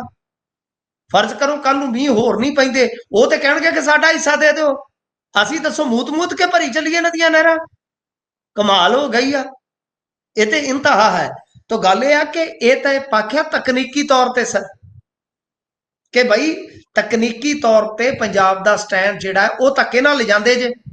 BBMB दे विच उन्हां दे बंदे आ, केंद्र दे विच खट्टर हुरी बैठे आ, केंद्री वजीर बिजली पानी सारे मंत्री ते उन्हां दे। हुण गल जिहड़ी आ वो ते तकनीकी पक्ष तो यह है कि बिल्कुल स्टैंड वाजिब है, जिस दे नाल इंडिविजुअली मैं खलोता कि ठीक है जद तुहाडे कोल तुहाडे हिस्से का पानी जिहड़ा है वो वरतों च आ चुका है तो तुसी फिर भी पंजाब नूं कहंदे हो कि दिओ पानी कित्थों दे दईए जी। साडे तां इत्थे नहरां च बंदी आ, नरमे दी बिजाई आ, हद हो गई है। ते दूजी गल दूजी जिहड़ी आ सियासी ये आ कि दिन ते रह गए 20 तो बाद मैं जिवें तुहानूं दस्सिया कि 20 मई तो बाद कोटा ते फिर फिक्स हो जाना। ਉਹ ਫੇਰ ਕਹਾਣੀ ਜਿਹੜੀ ਚੱਲ ਪੈਣੀ ਆ ਉਦਾਂ ਹੀ ਜਿੱਦਾਂ ਮੈਂ ਤੁਹਾਨੂੰ ਸਮਝਾਇਆ ਹੋ ਸਕਦਾ ਕੁਛ ਜੀ ਦੇ ਵਿੱਚ ਮੈਂ ਸਫਲ ਰਿਹਾ ਹਾਂ ਜਾਂ ਅਸਫਲ ਰਿਹਾ ਹਾਂ। ਤਾਂ ਗੱਲ ਇਹ ਆ ਕਿ ਬਈ ਹੁਣ ਦਿਨ ਤੇ 20 ਆ ਤੇ ਢਿਬਰੀ ਟਾਈਟ ਕਿਉਂ ਹੋਈ ਆ? ਇਹ ਵੀ ਇੱਕ ਕਾਰਨ ਆ, ਕਿਉਂਕਿ ਨਾਇਬ ਸਿੰਘ ਸੈਣੀ ਪੰਜਾਬ ਦੀ ਜਿਹੜੀ ਹਰਿਆਣੇ ਨਾਲ ਲੱਗਦੀ ਬਾਰਡਰ ਬੈਲਟ ਆ, ਉਹਨਾਂ ਦੇ ਪਿੰਡਾਂ 'ਚ ਆ ਕੇ ਸਰਪੰਚਾਂ ਨੂੰ ਇਨਫਲੂਐਂਸ 'ਚ ਲੈ ਰਹੇ ਨੇ, ਲਹਿਰਾ ਗਾਗਾ ਤੋਂ ਲੈ ਕੇ ਉਹ ਜ਼ੀਰਕਪੁਰ ਤੱਕ। ਜਿਵੇਂ ਇਹਨਾਂ ਨੂੰ ਇਸ ਗੱਲ ਦਾ ਪਤਾ ਲੱਗਿਆ ਕਿ ਨਾਇਬ ਸੈਣੀ ਬਰਾਦਰੀ ਦੇ ਵਿੱਚ ਬੜੀ ਵੱਡੀ ਭੰਨ-ਤੋੜ ਕਰਨ ਜਾ ਰਹੇ ਆ ਪੁਆਧ ਏਰੀਆ ਦੇ ਵਿੱਚ ਜਾਂ ਮਾਲਵੇ ਦੇ ਏਰੀਆ ਦੇ ਵਿੱਚ, ਤਾਂ ਇਹਨਾਂ ਦੇ ਕੰਨ ਖੜੇ ਹੋ ਗਏ। ਇਹਨਾਂ ਨੇ ਆਖਿਆ ਫਿਰ ਕੰਨ ਤੇ ਖੜੇ ਸਾਡੇ ਹੋ ਗਏ, ਹੁਣ ਤੇਰੇ ਕੰਨਾਂ ਨੂੰ ਹੱਥ ਲਵਾ ਦਿੰਦੇ ਆ। ਸਿਆਸੀ ਐਂਗਲ ਆ ਜੇ ਤੇ ਤਕਨੀਕੀ ਐਂਗਲ ਉਹ ਜੇ ਜਿਹੜਾ ਤੁਹਾਨੂੰ ਦੱਸਦਾ ਜੀ। ਸੋ ਉਧਰ ਅਗਲੀ ਖਬਰ ਤੇ ਜੇਕਰ ਚੱਲੀਏ ਤਾਂ ਲਾਰੈਂਸ ਬਿਸ਼ਨੋਈ ਗਰੁੱਪ ਜਿਹੜਾ ਉਹਦੀ ਦੇਸ਼ ਭਗਤੀ ਜਾਗੀ ਹੈ ਜੀ। ਉਹ ਤਾਂ ਕਹਿੰਦੇ ਵੀ ਪਹਿਲਗਾਮ 'ਚ ਜੋ ਕੁਝ ਹੋਇਆ ਆਪਾਂ ਤਾਂ ਇਹਦਾ ਬਦਲਾ ਲੈਣਾ ਹੈ। ਕੀ ਕੁਝ ਕਹਿ ਰਹੇ ਨੇ ਹੋਰ, ਤੇ ਇਹ ਕਿੰਨਾ ਕੁ ਨੈਤਿਕ ਆਧਾਰ ਤੇ ਠੀਕ ਹੈ ਇਹੋ ਜਿਹੀਆਂ ਗੱਲਾਂ ਕਰਨੀਆਂ ਜਦੋਂ ਤੁਸੀਂ ਦੇਸ਼ ਦੇ ਅੰਦਰ ਹੀ ਅਰਾਜਕਤਾ ਫੈਲਾਉਂਦੇ ਰਹੇ ਹੋ? ਦੇਖੋ ਗੱਲ ਇਹ ਆ ਕਿ ਆਪਾਂ ਜੇ ਵੇਖੀਏ ਸਭ ਤੋਂ ਪਹਿਲਾਂ ਤੇ ਮੀਡੀਆ ਦੀ ਗੱਲ ਕਰੀਏ ਤਾਂ ਮੀਡੀਆ ਕਹਿ ਰਿਹਾ ਕਿ ਜੀ ਗੈਂਗਸਟਰ ਲਾਰੈਂਸ ਦੀ ਪਾਕਿਸਤਾਨ ਨੂੰ ਧਮਕੀ, ਪਹਿਲਗਾਮ ਹਮਲੇ ਦਾ ਬਦਲਾ ਲਵਾਂਗਾ। ਠੀਕ ਹੈ ਜੀ, 1 ਲੱਖ ਦੇ ਬਰਾਬਰ ਇੱਕ ਮਾਰਾਂਗੇ। ਤਾਂ ਮਤਲਬ ਇਹ ਨਾਲ ਉਹਨਾਂ ਨੇ ਹਾਫਿਜ਼ ਸਈਦ ਦੀ ਜਿਹੜੀ ਆ ਉਹ ਫੋਟੋ ਲਾਈ ਆ, ਉਹਦੇ ਤੇ ਉਹਨਾਂ ਨੇ ਕ੍ਰਾਸ ਵਾਇਆ ਹੋਇਆ। ਠੀਕ ਹੈ ਜੀ, ਤੇ ਪੇਜ ਜਾਂ ਜਿਹੜਾ ਉਹ ਨਾਮ ਸ਼ੋ ਹੋ ਰਿਹਾ ਜੈ ਸ਼੍ਰੀ ਰਾਮ। ਤਾਂ ਇਸ ਤਰ੍ਹਾਂ ਮਤਲਬ ਹੁਣ ਤੁਸੀਂ ਮੈਨੂੰ ਇਹ ਦੱਸੋ ਕਿ ਗੱਲ ਇਹ ਆ ਕਿ ਥੱਲੇ ਨਾਂ ਲਿਖਿਆ ਲਾਰੈਂਸ ਬਿਸ਼ਨੋਈ ਗਰੁੱਪ, ਜਤਿੰਦਰ ਗੋਗੀ ਗਰੁੱਪ, ਹਾਸ਼ਮ ਬਾਬਾ, ਕਾਲਾ ਰਾਣਾ, ਠੀਕ ਹੈ ਜੀ, ਗੋਲਡੀ ਬਰਾੜ, ਰੋਹਿਤ ਗੁੰਦਾਰਾ, ਇਹ ਸਾਰੇ ਗੈਂਗਸਟਰਾਂ ਦੇ ਨਾਮ ਆ। ਹੁਣ ਮੈਨੂੰ ਇੱਕ ਗੱਲ ਦੱਸੋ ਕਿ ਜਿਹੜਾ ਲਾਰੈਂਸ ਹੈ ਜੀ, ਲਾਰੈਂਸ ਬਿਸ਼ਨੋਈ ਤਾਂ ਜਿਹੜਾ ਹੈ ਉਹ ਹੈਗਾ ਪੁਲਿਸ ਦੀ ਕਸਟਡੀ ਦੇ ਵਿੱਚ ਜੀ। ਪੁਲਿਸ ਦੀ ਕਸਟਡੀ ਦੇ ਵਿੱਚ ਉਹਦੀ ਨਾ ਉਹ ਆਈਡੀ ਤੋਂ ਅਪਲੋਡ ਹੋਇਆ ਤੇ ਨਾ ਹੀ ਕੋਈ ਸਰਕਾਰ ਨੇ ਆਫੀਸ਼ੀਅਲੀ ਇਹ ਕਿਹਾ ਕਿ ਇਹ ਲਾਰੈਂਸ ਬਿਸ਼ਨੋਈ ਨੇ ਅਪਲੋਡ ਕੀਤਾ। ਕੋਈ ਵੀ ਹੈਂਡਲਰ ਹੋ ਸਕਦਾ ਹੈ, ਕੋਈ ਵੀ ਆਸਿਓਂ ਪਾਸਿਓਂ ਉਹਨਾਂ ਦਾ ਕੋਈ ਸ਼ੂਟਰ ਹੋ ਸਕਦਾ ਹੈ ਜਿਸ ਨੇ ਪਾਇਆ ਹੋਵੇ। ਤੇ ਮੀਡੀਆ ਕਿਉਂ ਐਡਾ ਤੱਤਾ ਕਾਲਾ ਹੈ ਕਿ ਉਹ ਲਾਰੈਂਸ ਨਾਲ ਜੋੜ ਰਿਹਾ ਇਸ ਨੂੰ? ਠੀਕ ਹੈ, ਉਹਨਾਂ ਨੇ ਜੋ ਗੱਲ ਲਿਖੀ ਹੈ ਮੈਂ ਤੁਹਾਨੂੰ ਸੰਖੇਪ ਦੇ ਵਿੱਚ ਦੱਸ ਦਿੱਤੀ ਆ ਕਿ ਉਹ ਪੋਸਟ ਪਾਇਆ ਕਿ ਭਾਈ 1 ਲੱਖ ਦੇ ਬਰਾਬਰ ਮਾਰਾਂਗੇ ਇੱਕ ਨੂੰ। ਠੀਕ ਹੈ ਨਾ ਜੀ, ਤਾਂ ਉਹ ਹਾਫਿਜ਼ ਸਈਦ ਦੇ ਫੋਟੋ ਤੇ ਉਹਨਾਂ ਨੇ ਕਾਂਟਾ ਮਾਰਿਆ। ਇਹਦਾ ਮਤਲਬ ਇਹ ਹੈ ਕਿ ਜੇ ਤੁਸੀਂ ਇਸ ਨੂੰ ਸੱਚ ਮੰਨਦੇ ਹੋ ਤਾਂ ਜਿਹੜੀਆਂ ਦੂਜੀਆਂ ਕਿਲਿੰਗਸ ਹੋ ਰਹੀਆਂ ਨੇ, ਚਾਹੇ ਉਹ ਕੈਨੇਡਾ ਹੈ ਚਾਹੇ ਪਾਕਿਸਤਾਨ ਹੈ, ਬਹੁਤ ਵੱਡੇ ਪੱਧਰ ਤੇ ਕਿਲਿੰਗਸ ਹੋਈਆਂ ਨੇ ਇਸ ਤਰ੍ਹਾਂ ਦੇ ਬੰਦਿਆਂ ਦੀਆਂ। ਇੰਡੀਆ ਦੇ ਲਿਹਾਜ਼ ਨਾਲ ਉਹ ਠੀਕ ਨੇ, ਪਰ ਕੀ ਉਹ ਕਿਲਿੰਗਸ ਇਸ ਤਰ੍ਹਾਂ ਮੰਨਿਆ ਜਾਵੇ ਕਿ ਗੈਂਗਸਟਰ ਤੇ ਏਜੰਸੀਆਂ ਦੇ ਇੱਕ ਤਾਲਮੇਲ ਨਾਲ ਹੋ ਰਹੀਆਂ ਨੇ? ਤੇ ਅਜਿਹਾ ਜੇ ਹੋਏਗਾ ਤਾਂ ਭਾਰਤ ਸਰਕਾਰ ਫਸ ਜਾਏਗੀ ਕਈ ਥਾਵਾਂ ਤੇ। ਦੂਜੀ ਗੱਲ ਕਿ ਲਾਰੈਂਸ ਦੇ ਮਾਮਲੇ 'ਚ ਖੁਦ ਸਰਕਾਰ ਨੇ ਤਾਂ ਪੁਸ਼ਟੀ ਨਹੀਂ ਕੀਤੀ, ਤਾਂ ਫਿਰ ਸਾਡਾ ਮੀਡੀਆ ਕਿਉਂ ਲਿਖ ਰਿਹਾ ਇਸ ਨੂੰ ਵਧਾ ਕੇ ਕਿ ਲਾਰੈਂਸ ਨੇ ਕਿਹਾ, ਲਾਰੈਂਸ ਨੇ ਮੰਗਾ ਰਿਹਾ? ਤਾਂ ਹਰ ਗੱਲ ਦੇ ਵਿੱਚ ਇਸ ਤਰ੍ਹਾਂ ਦਾ ਮੀਡੀਆ ਦਾ ਕਾਲਾਪਣ ਮੇਰੇ ਖਿਆਲ ਦੇ ਨਾਲ ਇਹ ਐਥੀਕਲੀ ਸਹੀ ਨਹੀਂ ਹੈ। ਪੱਤਰਕਾਰਤਾ ਦੀ ਭਾਸ਼ਾ ਦੇ ਵਿੱਚ ਇਹ ਹੋਸ਼ਾਪਣ ਆ, ਸਵਾਏ ਹੋਸ਼ਾਪਣ ਤੋਂ ਇਹ ਕੁਝ ਨਹੀਂ ਹੈ। ਕਿਉਂਕਿ ਜਦੋਂ ਇੱਕ ਪੋਸਟ ਜਿਹੜੀ ਹੈ ਉਹ ਇੱਕ ਕਾਮਨ ਪੇਜ ਤੋਂ ਜਾਰੀ ਹੋ ਗਈ ਜਿਹਦਾ ਨਾਂ ਜੈ ਸ਼੍ਰੀ ਰਾਮ ਜਾਂ ਕੁਝ ਵੀ ਹੈ, ਠੀਕ ਹੈ ਜੀ, ਥੱਲੇ ਉਹਨਾਂ ਨੇ ਗਰੁੱਪ ਦਾ ਨਾਮ ਲਿਖਤਾ। ਹੁਣ ਤੁਸੀਂ ਮੈਨੂੰ ਦੱਸੋ ਕਿ ਤੁਹਾਡੇ ਕੋਲ ਪ੍ਰਮਾਣ ਹੈ ਕਿ ਉਹ ਲਾਰੈਂਸ ਗਰੁੱਪ ਨੇ ਪਾਈ ਆ? ਤੁਹਾਡੇ ਕੋਲ ਪ੍ਰਮਾਣ ਹੈ ਕਿ ਉਹ ਲਾਰੈਂਸ ਬਿਸ਼ਨੋਈ ਨੇ ਪਾਈ ਆ? ਜੇ ਹੈ ਤਾਂ ਉੱਥੇ ਵੀ ਸਰਕਾਰ ਫਸ ਜਾਏਗੀ। ਤਾਂ ਮੀਡੀਆ ਦਾ ਇਹ ਕੰਮ ਹੀ ਨਹੀਂ ਹੈਗਾ ਸਰ, ਐਥੀਕਲੀ ਇਹ ਸਹੀ ਨਹੀਂ ਹੈ, ਪੱਤਰਕਾਰਤਾ ਦਾ ਕੰਮ ਨਹੀਂ ਹੈ। ਪੱਤਰਕਾਰਤਾ ਦਾ ਕੰਮ ਹੈ ਜੋ ਅਸੀਂ ਕਹਿ ਰਹੇ ਹਾਂ ਕਿ ਜਦੋਂ ਪ੍ਰਮਾਣਿਤ ਹੀ ਨਹੀਂ ਹੈ ਤਾਂ ਫਿਰ ਉਹਦਾ ਆਧਾਰ ਕਿਉਂ ਅਸੀਂ ਮੰਨ ਕੇ ਚੱਲੀਏ ਉਸ ਚੀਜ਼ ਨੂੰ? ਤੇ ਜੇ ਆਧਾਰ ਹੈ ਜਿਸ ਨੂੰ ਸੱਚ ਮੰਨਦੇ ਹੋ ਤਾਂ ਫਿਰ ਜੋ ਕਿਲਿੰਗਸ ਹੋਈਆਂ ਨੇ ਤਾਂ ਮੰਨ ਲਿਆ ਜਾਵੇ ਕਿ ਭਾਰਤ ਇਸ ਤਰ੍ਹਾਂ ਗੈਂਗਸਟਰਾਂ ਨੂੰ ਯੂਜ਼ ਕਰ ਰਿਹਾ ਹੈ ਕਿਲਿੰਗਸ ਦੇ ਵਿੱਚ। ਤਾਂ ਫਿਰ ਬਹੁਤ ਵੱਡੇ ਸਵਾਲ ਖੜੇ ਹੋ ਜਾਣਗੇ ਕੌਮਾਂਤਰੀ ਮੰਚਾਂ ਤੇ। ਖੈਰ, ਜੇ ਆਪਾਂ ਦੂਜੇ ਪਾਸੇ ਵੇਖੀਏ ਤਾਂ ਪਹਿਲਗਾਮ ਹਮਲੇ ਤੋਂ ਬਾਅਦ ਹੁਣ ਰਾਹੁਲ ਗਾਂਧੀ ਦੀ ਜਿਹੜੀ ਹੈ ਸਟੇਟਮੈਂਟ ਕਾਫੀ ਕਹਿ ਲਓ ਕਿ ਮਾਇਨੇ ਰੱਖਦੀ ਹੈ ਇਸ ਮਾਮਲੇ ਦੇ ਵਿੱਚ। ਮੈਂ ਹਟਵੀਂ ਗੱਲ ਕਰ ਰਿਹਾ ਤਾਂ ਉਹਨੇ ਤੇ ਇਹ ਗੱਲ ਕਹੀ ਆ ਕਿ ਨਰਿੰਦਰ ਮੋਦੀ ਐਕਸ਼ਨ ਲੈਣ, ਤੁਰੰਤ ਸਮਾਂ ਬਰਬਾਦ ਨਹੀਂ ਕਰਨਾ ਚਾਹੀਦਾ ਤੇ ਸੀਜ਼ਫਾਇਰ ਤੋੜਨ ਤੇ ਭਾਰਤ ਨੇ ਪਾਕਿਸਤਾਨ ਨੂੰ ਹੁਣ ਵਾਰਨਿੰਗ ਵੀ ਦੇ ਦਿੱਤੀ ਆ। ਅੱਜ ਵੀ ਕਹਿ ਲਓ ਕਿ ਚੰਗੀਆਂ ਵੱਡੀਆਂ ਬੈਠਕਾਂ ਹੋਈਆਂ, ਜਿਵੇਂ ਚਰਚਾ ਕੱਲ ਦੀ ਚੱਲੀ ਜਾਂਦੀ ਆ ਕਿ ਆਰਮੀ ਨੂੰ ਬਿਲਕੁਲ ਫ੍ਰੀ ਹੈਂਡ ਕਰ ਦਿੱਤਾ। ਉਹਨਾਂ ਨੂੰ ਦੱਸ ਦਿੱਤਾ ਗਿਆ ਕਿ ਸ਼ਿਕਾਰ ਤੁਹਾਡਾ, ਚੋਣ ਤੁਹਾਡੀ, ਜਦ ਵੀ ਤੁਸੀਂ ਕਰਨਾ ਹੋਇਆ ਸਮਾਂ ਤੁਹਾਡਾ ਸਥਾਨ ਤੁਸੀਂ ਸਾਰਾ ਕੁਝ ਚੁਣੋ। ਮਤਲਬ ਕਿ ਇਸ ਗੱਲ ਤੇ ਅੱਜ ਦਿਨ ਭਰ ਜਿਹੜੀ ਆ ਉਹ ਚਰਚਾ ਹੁੰਦੀ ਰਹੀ ਆ ਤੇ ਪਾਕਿਸਤਾਨ ਦੇ ਇੱਕ ਮਿਨਿਸਟਰ ਨੇ ਵੀ ਕਿਹਾ ਕਿ ਆਉਣ ਵਾਲੇ 24 ਤੋਂ 36 ਘੰਟਿਆਂ ਦੇ ਦਰਮਿਆਨ ਸਾਡੇ ਤੇ ਹਮਲਾ ਹੋ ਸਕਦਾ। ਤੇ ਇੱਕ ਵੱਡੀ ਅਪਡੇਟ ਹੋਰ ਆ ਗਈ ਆ ਕਿ ਸਿੰਧੂ ਜਲ ਸਮਝੌਤੇ ਤੇ ਸ਼ਾਹ ਦੀ ਜਿਹੜੀ ਬੈਠਕ ਹੈ ਇਸ ਵੇਲੇ ਜਾਰੀ ਆ। ਦੇਖਦੇ ਆ ਕਿ ਕੀ ਬਣਦਾ ਹੈ। ਤਾਂ ਮੇਰੇ ਖਿਆਲ ਦੇ ਨਾਲ ਪੋਸਟ ਦੇ ਨਾਲੋਂ ਅਹਿਮ ਹੋ ਜਾਂਦੀਆਂ ਨੇ ਕੁਝ ਹੋਰ ਸਰਗਰਮੀਆਂ, ਜਿਵੇਂ ਆਪਾਂ ਦੇਖ ਰਹੇ ਹਾਂ ਕਿ ਕੁਝ ਪਾਕਿਸਤਾਨ ਦੇ ਵਿੱਚ ਵੀ ਹਲਚਲ ਹੈ। ਤੇ ਅੱਜ ਸ਼ਾਹ 8 ਵਜੇ ਮੰਤਰੀਆਂ ਦੇ ਨਾਲ ਬੈਠਕ ਕਰਨ ਜਾ ਰਹੇ ਆ। ਤਾਂ ਸੁਪਰ ਕੈਬਨਿਟ ਦੀ ਇੱਕ ਮੀਟਿੰਗ ਹੋਣ ਜਾ ਰਹੀ ਹੈ, ਜਿਹੜੀ ਪੁਲਵਾਮਾ ਹਮਲੇ ਤੋਂ ਬਾਅਦ ਕਹਿ ਲਓ ਕਿ ਪਹਿਲੀ ਮੀਟਿੰਗ ਹੈ ਇਸ ਤਰ੍ਹਾਂ ਦੀ। ਪਰ ਮਸੂਰੀ ਤੋਂ ਇੱਕ ਬੜੀ ਦਿਲ ਨੂੰ ਦਹਿਲਾਉਣ ਵਾਲੀ ਫੋਟੋ ਆਈ ਆ, ਵੀਡੀਓ ਆਈ ਆ। ਕਸ਼ਮੀਰੀ ਸ਼ਾਲ ਵਿਕਰੇਤਾ ਦੇ ਨਾਲ ਮਾਰਕੁੱਟ ਕੀਤੀ ਗਈ ਆ। ਦੁਕਾਨ ਬੰਦ ਕਰਨ ਵਾਸਤੇ ਉੱਥੇ ਕੁਝ ਲੋਕ ਕਹਿ ਰਹੇ ਆ ਲਿੰਚਿੰਗ ਹੋ ਰਹੀ ਆ। ਮੇਰੇ ਖਿਆਲ ਦੇ ਨਾਲ ਇਹਨਾਂ ਥਾਵਾਂ ਤੇ ਕਸ਼ਮੀਰੀ ਤੇ ਤੁਹਾਡਾ ਸਾਥ ਦੇ ਰਹੇ ਨੇ। ਕਸ਼ਮੀਰੀ ਤੇ ਇਤਿਹਾਸ ਦੇ ਵਿੱਚ ਕਸ਼ਮੀਰ ਬੰਦ ਕਰਕੇ ਤੁਹਾਡੇ ਨਾਲ ਖੜ ਚੁੱਕੇ ਆ ਤੇ ਤੁਸੀਂ ਕਸ਼ਮੀਰੀਆਂ ਨਾਲ ਕੀ ਕਰ ਰਹੇ ਜੇ? ਇਹ ਉਹ ਲੋਕ ਆ ਜਿਹੜੇ ਖੁਦ ਬੇਵਕੂਫ ਹੋ ਚੁੱਕੇ ਆ, ਅੰਨੇ ਹੋ ਚੁੱਕੇ ਆ, ਜਿਹੜੇ ਕੌਮਾਂਤਰੀ ਪੱਧਰ ਤੇ ਭਾਰਤ ਦਾ ਜਲੂਸ ਰੱਜ ਕੇ ਕਢਾਉਂਦੇ ਆ। ਤਾਂ ਕਸ਼ਮੀਰੀ ਤਾਂ ਤੁਹਾਡੇ ਨਾਲ ਖੜੇ ਆ। ਤੇ ਜੇ ਕਸ਼ਮੀਰੀ ਤੁਹਾਨੂੰ ਪਸੰਦ ਨਹੀਂ ਤੇ ਫਿਰ ਕਸ਼ਮੀਰ ਤੁਹਾਡਾ ਕਿਵੇਂ ਹੋਇਆ? ਤੇ ਜੇ ਕਸ਼ਮੀਰ ਤੁਹਾਡਾ ਹੈ ਤਾਂ ਫਿਰ ਕਸ਼ਮੀਰੀ ਬਗਾਨੇ ਕਿੱਦਾਂ ਹੋਏ? ਇਹ ਸਵਾਲ ਤਾਂ ਹੈ ਜ਼ਰੂਰ, ਇਹ ਬਣਦਾ ਵੀ ਹੈ। ਪਰ ਜੋ ਕੁਝ ਇਹ ਕਰ ਰਹੇ ਨੇ ਇਸ ਦੇ ਨਾਂ ਤੇ, ਇਹ ਅਟੈਕ ਜੋ ਵੀ ਹੋਇਆ ਉਸ ਤੋਂ ਬਾਅਦ ਕਸ਼ਮੀਰੀਆਂ ਨੂੰ ਨਿਸ਼ਾਨਾ ਬਣਾਇਆ ਜਾ ਰਿਹਾ, ਜਾਂ ਫਿਰ ਜਿਹੜੀਆਂ ਇਹਨਾਂ ਦੇ ਵੱਲੋਂ ਕੈਂਡਲ ਮਾਰਚ ਵੀ ਕੱਢੀਆਂ ਜਾ ਰਹੀਆਂ ਨੇ ਉਹ ਵੀ ਕੁਝ ਹੋਰ ਹੀ ਬਿਆਨ ਕਰਦੀਆਂ ਨੇ। ਉੱਥੇ ਵੀ ਇੱਕ ਖਾਸ ਧਰਮ ਦੇ ਖਿਲਾਫ ਹੀ ਜ਼ਹਿਰ ਉਗਲਣ ਦਾ ਕੰਮ ਲਗਾਤਾਰ ਇਹ ਕਰ ਰਹੇ ਨੇ ਲੋਕ। ਪਰ ਜੋ ਵੀ ਹੈ ਬਹੁਤ ਮੰਦਭਾਗਾ। ਇਹ ਉੱਥੇ ਜੋ ਕੁਝ ਵੀ ਵਾਪਰਿਆ ਉਸ ਨਾਲੋਂ ਕਈ ਗੁਣਾ ਜ਼ਿਆਦਾ ਮੰਦਭਾਗਾ, ਇਸ ਨੂੰ ਵੀ ਮੰਨ ਸਕਦੇ ਆ, ਕਿਉਂਕਿ ਇਹ ਤੁਸੀਂ ਆਪਣੇ ਲੋਕਾਂ ਨਾਲ ਆਪ ਹੀ ਕਰੀ ਜਾ ਰਹੇ ਹੋ। ਪਰ ਅਗਲੀ ਖਬਰ ਤੇ ਆਪਾਂ ਚੱਲੀਏ, ਉਧਰ ਕਹਿੰਦੇ 5000 ਬੈੱਡ ਨਸ਼ਾ ਪੀੜਤਾਂ ਲਈ ਰਾਖਵੇਂ ਰੱਖਣ ਦੇ ਹੁਕਮ ਹੋ ਗਏ ਨੇ ਜੀ। ਹਾਂਜੀ, ਦੇਖੋ ਇਹ ਤਿਆਰੀਆਂ ਇਹਨਾਂ ਨੇ ਵਿੱਢ ਦਿੱਤੀਆਂ ਨੇ ਤੇ 5000 ਬੈੱਡ ਜਿਹੜੇ ਕਹਿੰਦੇ ਕਿ ਐਕਸਟਰਾ ਲਾਓ, ਰਾਖਵੇਂ ਰੱਖ ਲਓ। ਤਾਂ ਗੱਲ ਇਹ ਆ ਕਿ ਆਉਣ ਵਾਲੇ ਦਿਨਾਂ ਦੇ ਵਿੱਚ ਮੈਨੂੰ ਲੱਗਦਾ ਕਿ ਜਿਸ ਤਰ੍ਹਾਂ ਦਾ ਮਾਹੌਲ ਬਣ ਰਿਹਾ ਹੈ ਕਿ ਵੱਡੇ ਪੱਧਰ ਤੇ ਇਹ ਨਸ਼ਾ ਛਡਾਊ ਕੇਂਦਰ ਜਿਹੜੇ ਆ ਉਹ ਭਰ ਜਾਣਗੇ। ਤਾਂ ਕਿਵੇਂ ਭਰਨਗੇ ਮੈਂ ਇਸ ਗੱਲ ਦਾ ਜਵਾਬ ਹੁਣ ਤੇ ਨਹੀਂ ਦੇ ਸਕਦਾ। ਪਰ ਜਿਸ ਤਰ੍ਹਾਂ ਇਹ ਹੁਕਮ ਕਰ ਰਹੇ ਆ ਕਿ 5000 ਬੈੱਡ ਦਾ ਪ੍ਰਬੰਧ ਕਰ ਦਿਓ, ਸਾਰੇ ਏਸੀ ਦੇ ਨਾਲ ਲੈਸ ਹੋਣਗੇ। ਤੇ ਮੁੱਖ ਮੰਤਰੀ ਬੋਲੇ ਆ ਕਿ ਸੇਵਾਵਾਂ ਦੇ ਵਿੱਚ ਜੇ ਕੋਈ ਕਮੀ ਆਈ ਤੇ ਅਫਸਰ ਕਾਰਵਾਈ ਦੀ ਜ਼ਦ ਚ ਆਉਣਗੇ।